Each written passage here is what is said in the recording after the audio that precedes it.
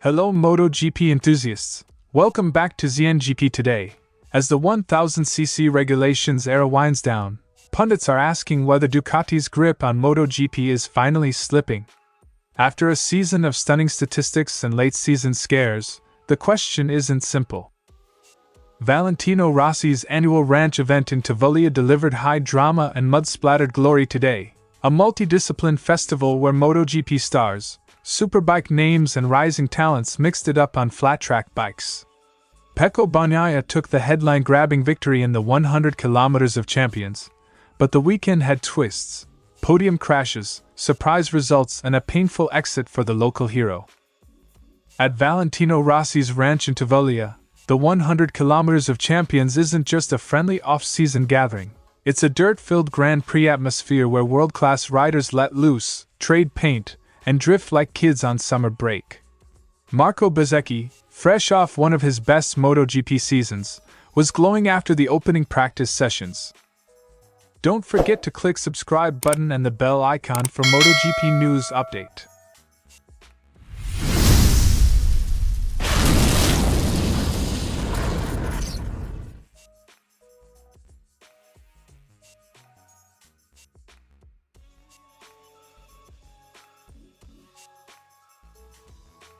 On the surface, 2025 looks like another year of near-total Ducati command. Yes, the headline, crisis, circulated during the closing rounds, but the data tell a different story. 17 wins from 22 rounds, an almost 98% podium presence, a triple crown for the factory team and a set of season metrics most manufacturers can only dream of. Those are not the figures of a fading dynasty. They are the ledger of a team that still controls the weekend from qualifying through the race. Even where some single metrics dip from the all-time highs of 2024, Ducati's scale and depth proved decisive week in, week out. That control gave Ducati options others lack: resource allocation, development runway, and the luxury to manage both short-term fixes and long-term projects simultaneously. Marc Marquez was not merely a title winner in 2025. He was the axis around which much of Ducati's success spun. His switch to a factory Ducati seat transformed the dynamics of the year. Double-digit Grand Prix wins, a string of perfect weekends and an ability to make the GP25 package work where others struggled. The narrative that the season rested solely on one rider is an oversimplification, but Marquez's influence on setup choices, team confidence and development priorities was undeniable. When a single rider can both score points and catalyze the team's trajectory, it magnifies every success, and also magnifies every question when that rider is absent or injured. Aprilia closed the year with the clearest statement of intent, a string of impressive Sunday performances, a rising Marco Bezzecchi, and some technical gains that made the RSGP a stronger race bike. The latter half of the season saw Aprilia fighting at the front more frequently, and that has shifted the conversation from when to if Ducati will be seriously challenged next year. Yet the article urges caution. Aprilia's advances are real, but they came in a window where Ducati's marquee rider missed races, and the unknown of a fully healthy Ducati presence must be factored into any prediction. Praise is deserved, but the piece stresses that Aprilia must still prove it can beat a full-strength Ducati across a complete season, not just on isolated Sundays. While Marquez flourished, Pecco Bagnaia had a perplexing campaign. His raw speed remained, but he was dogged by incidents, setup headaches and an evident period of adaptation to the GP25's characteristics. The article points to specific technical suspects, such as the rear ride height device introduced for 2025, and to a lack of full public explanation about his slump. That ambiguity matters. Rivals and commentators can see the results, but Ducati's internal fixes and Bagnaia's recovery plan are what will determine whether those problems are temporary or persistent. Solving that puzzle is not just a matter of morale for Bagnaia. It is central to Ducati's prospects if they want a multi-rider factory fight in 2026 rather than a one-man show. The looming regulation freeze and the redirection of development resources toward 2027 create a strategic chessboard. Ducati's scale, proven winners across factory and satellite entries, and the capacity to prioritize long-term projects give it options rivals may not have. The article argues that, paradoxically, Ducati can accept a hard fight in 2026 without jeopardizing its 2027 plan. Opponents face the tougher choice of seizing a near-term opportunity at the potential cost of future competitiveness. That long-game thinking matters more than a single-season result. It's why a perceived gap closing does not instantly translate into a dethroning. The headline that Ducati is in crisis doesn't survive close inspection. Beneath late-season drama, the factory's statistics, rider depth and strategic position remain formidable. Aprilia and others have closed the gap on certain circuits and in specific race conditions, and that should be taken seriously. Ducati starts 2026 closer to its rivals than since 2022, but the mountain to clear is still steep, and for now, the champions still set the pace. Pecco Bagnaia stamped his authority on Tavullia, converting speed into endurance across a day packed with sprints, team races and the marquee 100 km time trial. Riding with the calm aggression that has become his trademark, Bagnaia navigated traffic, changing grip on the dirt and the tactical demands of long-distance flat-track racing to finish clear at the front. For a rider used to the high-pressure world of Grand Prix weekends, Rossi's ranch offered a different test. Managing bikes not optimized for tarmac lines, reading opponents in close-quarters lap traffic, and keeping focus under a blazing sun.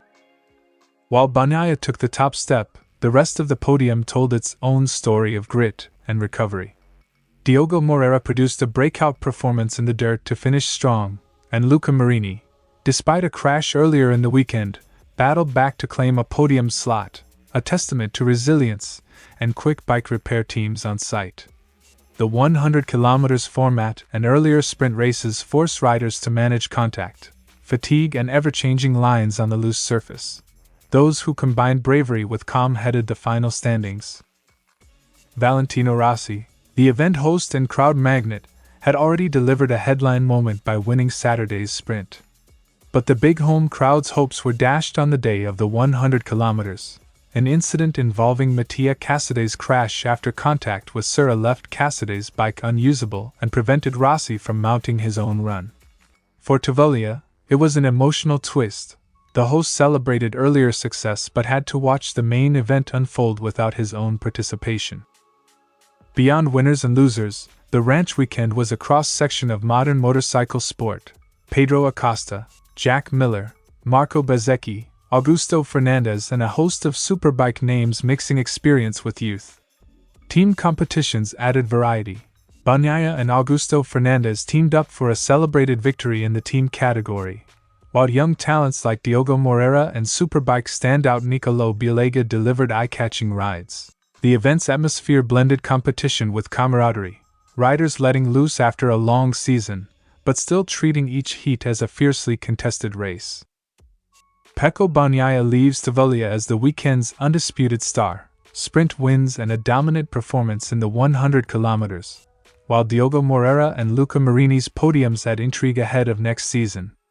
Valentino Rossi's unlucky exit reminded everyone that two wheels and dirt never lose their unpredictability. For fans, it was the perfect post-season tonic.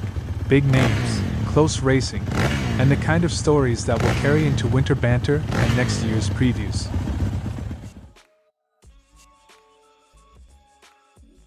Marco Bezzecchi arrived in Tavullia with the relaxed energy of a rider who knows the season is over, but also the sharp instincts of someone who can't help treating any competition as real. Right after wrapping up the morning warm-up, Bezzecchi made it clear, this isn't a casual charity ride. The pits feel like a MotoGP paddock, the riders are fully switched on, and the dirt track demands respect. Even in a festival atmosphere, the level of riding turns intense the moment helmets go on. There's competition just like in a Rio race, but there's also camaraderie among the riders. That dual identity, playful but serious, is what makes the Tavullia weekend unique. Riders laugh together in the pits, then dive into corners like a championship is on the line. The ranch lineup is a dream for fans and riders alike.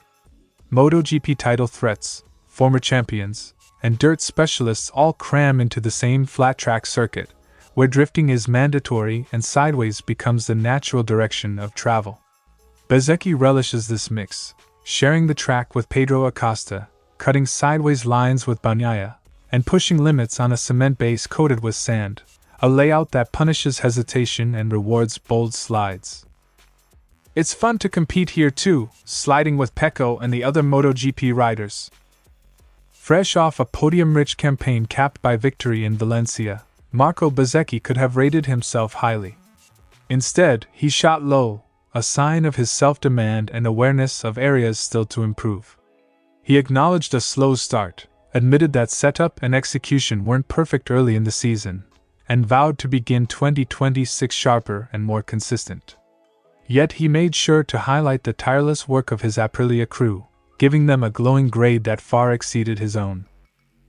"I'd give myself a 6.57, but the guys on the team were fantastic. They deserve more than a 10. No story from Tavullia is complete without Valentino Rossi's shadow, supportive, playful, and sharp as ever. For Bezzecchi, the 9-time world champion remains both mentor and friend, a constant source of feedback whether present at the circuit or watching from afar. Rossi's ranch is symbolic, but his influence spreads across every Grand Prix weekend. His role in shaping the VR46 riders, confidence, racercraft, and mentality, is something Bezzecchi openly treasures. "Vale always gives me so much support, a friend, a real blessing." Marco Bezzecchi's Tavullia weekend blends competition, reflection, and pure fun. From drifting with MotoGP's finest to assessing his season with honesty and leaning on Valentino Rossi's mentorship, the Rimini rider looks sharp, grounded, and ready for the winter grind. The 100 kilometers of champions is just the warm-up. The real battles resume next year, and Bezzecchi appears more motivated than ever. Thanks for watching ZNGP Today, and this is your MotoGP news update. And see you next time!